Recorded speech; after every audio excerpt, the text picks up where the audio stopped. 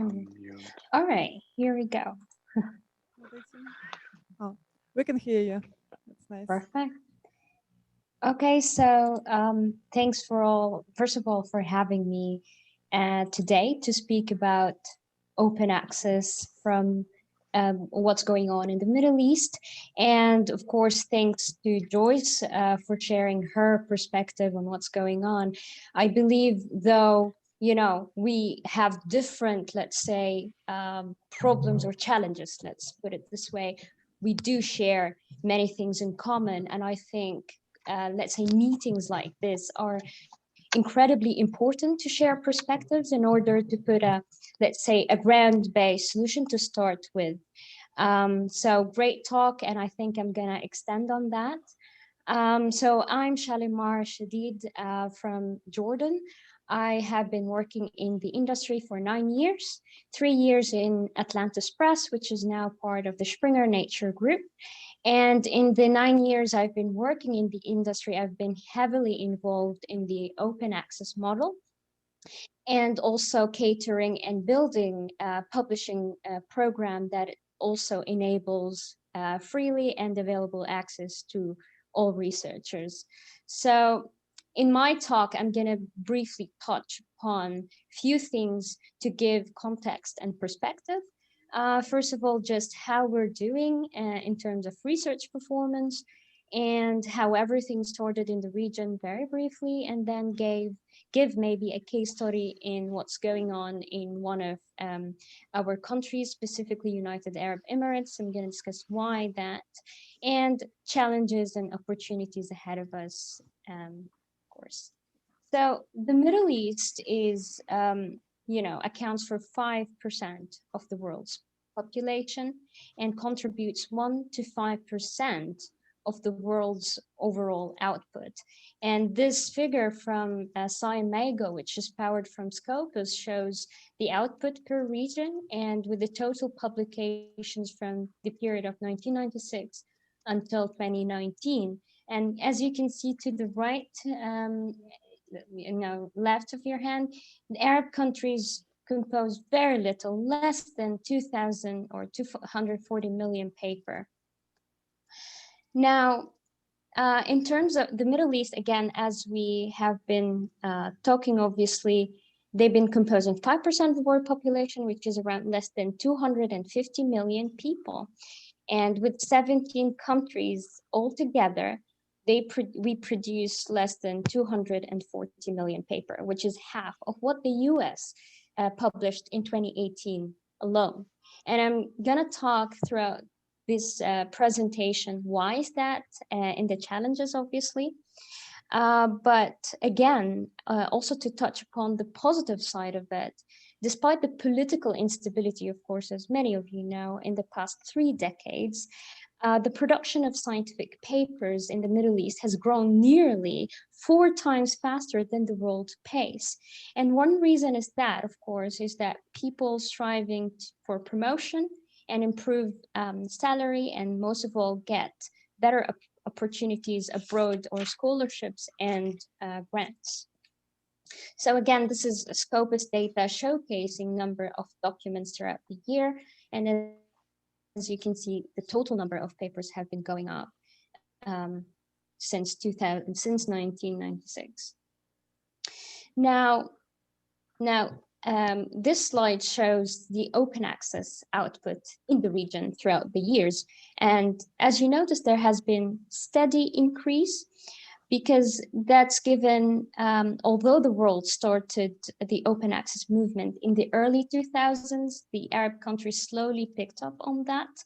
And these Arab institutions began expressing their strong commitment to fostering an enabling OA environment only in October 2006 in one of their free access and scientific and technical information conferences in Saudi Arabia.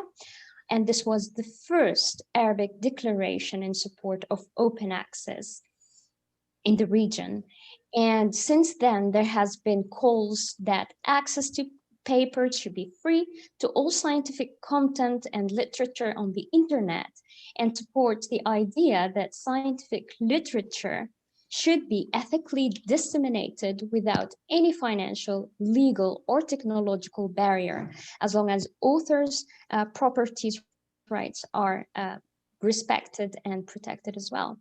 So if you look at the graph here, which showcases the open access output take for 2020 year to date, the Middle East output share of the world's is only about, or of the total publication, are around 34%. And in terms of how, let's say, the open access and research performance per country, just to give you a better glance of what's going on.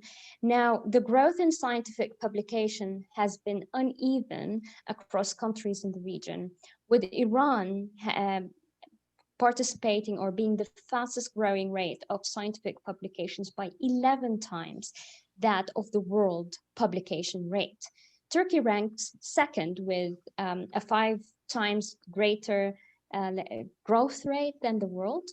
And then other countries are following, like Cyprus, Oman, and the United Arab Emirates. And Kuwait, Bahrain, and Egypt matched the global average over the past 3 decades. Now, while being in Saudi, Iraq has been lower than elsewhere worldwide. Now, I'm going to touch upon, now I've spoken, I will give them a little bit context on what's going on in the Middle East as a region. I'd like to pick a case study from United Arab Emirates, because there have been increasing evidence that scientific research is gaining strength in the UAE. The steady advancement of the UAE institutional rankings as the QS World University Ranking and Global Knowledge Index, as well as promoting UAE initiatives with the aim to boost scientific research, as a higher institution in the UAE increasingly compete with other international counterparts, and their engagement and involvement in scholarly communications undoubtedly involving OA. This makes the UAE an interesting context in terms of research growing and being shaped nationally at a time when possibilities for open access has become available. Now, in general, there are 524 journals in DOAJ published by the Middle East. 14 comes from the UAE. And given that the UAE has been on the forefront when it comes to use of digital technologies and infrastructures and repositories as well, that's all contributed to the fact that that country has a vision to achieve a knowledge-based economy by 2030. And basically they pump a lot of funding in their OA, let's say, mandates for open access and publication research. And thereby you find many researchers from the UAE publish articles in international open access journals. So that's a small case study of that's going on in the region, obviously, but we need to talk about the challenges that we are going through and maybe glimpse of hope for future and opportunities we have. Now, as you know, there's limited knowledge of open access relatively because it's still a new concept. And as a result, not many researchers, even librarians or scientific communities are aware of what open access is. And also, given that there's no strong interaction between open access, let's say, or not even open access, between governmental and the higher institutions locally and also in the Middle East as a region. And thereby there is no real collaboration to publish research, there's no understanding, there's no structure or policy regulation to guide research in academic institutions. And most of the time, researchers feel that they need to publish internationally away from their government, even if they had to pay from their own pocket. And that's also another reason why even authors cannot publish in open access journals and rather go for journals behind a paywall. Now, it's very important to note that the vast majority of Arab universities lack access to knowledge and information, largely because of the budget. So they can't afford paying for subscriptions for journals.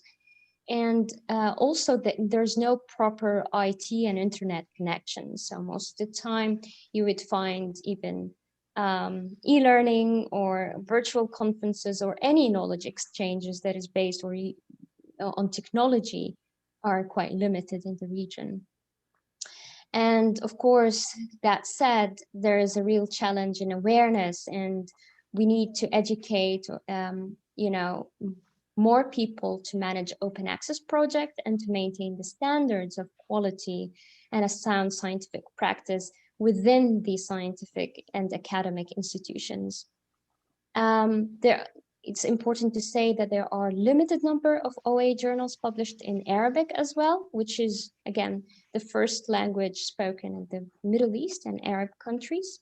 There, out of the 524 journals we talked about earlier in DOIJ by the Middle East, 28 journals are published in Arabic.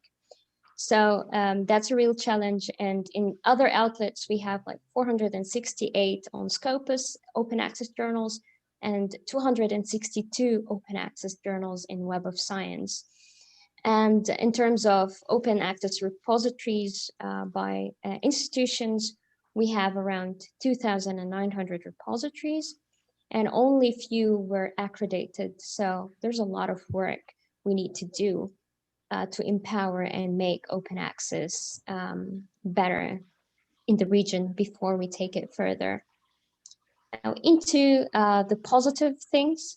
So despite the constant political chaos over the past 3 decades, production of scientific papers in the Middle East has grown nearly 4 times again than the pace of the worldwide. And this is mentioned in a study published by The Lancet in 2014. There's a real opportunity, of course, for publishers and databases to collaborate together with academic institutions to lead also the directions and guide, let's say, policymakers to support and create outlets that are not only specific for English journals, but also Arabic local journals, and have customized databases to encourage the publication and output of Arabic research. The great thing about the Middle East, I would say, which is one of the main strengths in this region, I'd say, is that people are open for learning and changes. They just need the guidance and they need somewhere to start with, need an outlet to trust to start with. So with that said, I think if there's any further questions or different perspectives, I welcome them at my email that is listed here on this slide. And now I hand over to my colleagues. Thank you very much.